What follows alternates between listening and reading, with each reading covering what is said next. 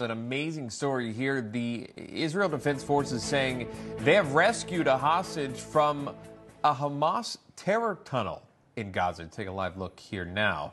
It's this man, this 52-year-old man, found in a tunnel by a top Israeli military unit. An IDF spokesman says the mission was, quote, brave and complex, and the troops found the hostage due to precise intelligence. The IDF going on to say this: the man rescued is in stable medical condition at a hospital facility at this time. And check this out. This is the rescued hostage landing at a hospital in Israel within just the last hour. Just phenomenal news.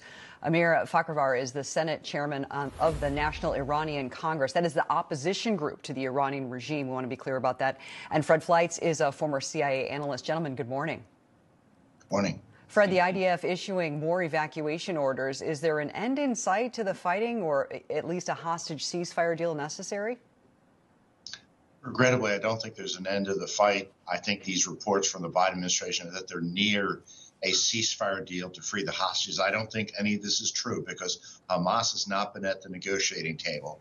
But this is a great day, and it just shows, Israel has a disadvantage concerning Hamas because it values human life.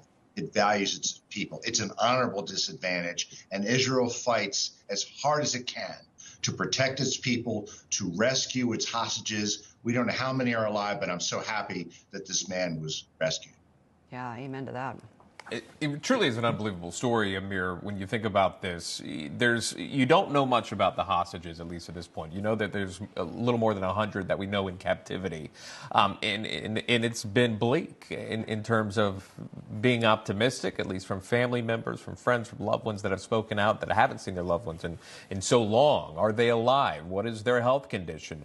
This man, and we're learning more. We're working to learn more about this. How did he escape? What does he know? What were the conditions like? Obviously, we'll watch his recovery and being reunited with his family. And then hopefully, Amir, we'll hear more about this. Your thoughts when you heard about a hostage found alive in one of the tunnels being able to escape from the terror organization? Thank you, Sean. And as Fred said, it's not any type of negotiation there. The only way you can free the hostages is to go there and make them free. And the IDF is doing a great job. Benjamin Netanyahu is doing a great job.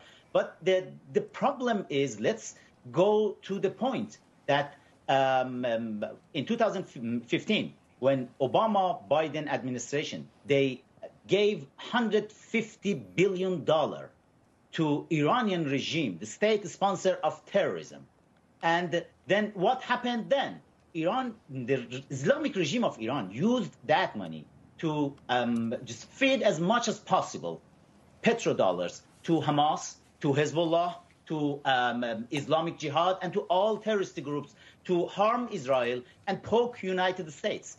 And then during the Biden-Harris administration, 3 years ago, exactly 3 years ago, when they handed the Bagram army base in Afghanistan to Taliban with $80 billion military equipment, these are all wrong. And Kamala Harris was the last person in the room who was the decision maker with the Biden. And, when you are helping terrorists like Islamic regime of Iran, like Taliban, then yes, all these problems is coming up. President Trump is the solution.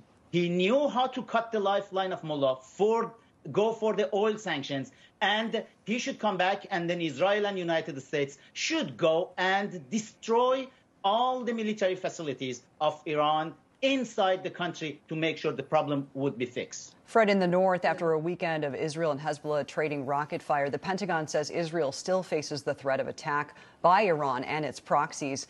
The Wall Street Journal saying all eyes fixed on Iran. Fred, what are you expecting to happen? Well, it looks like there's a lull in the fighting, but many Israelis are worried because Hezbollah is in violation of a UN Security Council resolution that doesn't allow it to put military forces in an 18-mile buffer zone between the Litani River and the Israeli border. Well, Hezbollah is still there. That's where its rocket launchers are. And many Israelis will not feel safe until Hezbollah honors that agreement. And there are many conservative Israelis who want Israel to invade and to take out these forces. I'm worried Hezbollah may be rearming. There could be a possibility of an attack from Iran. So I think the threat level is still very high. Yeah, we're all bracing for that. Hopefully not. Fred, thank you. Amir, thanks for being with us this morning.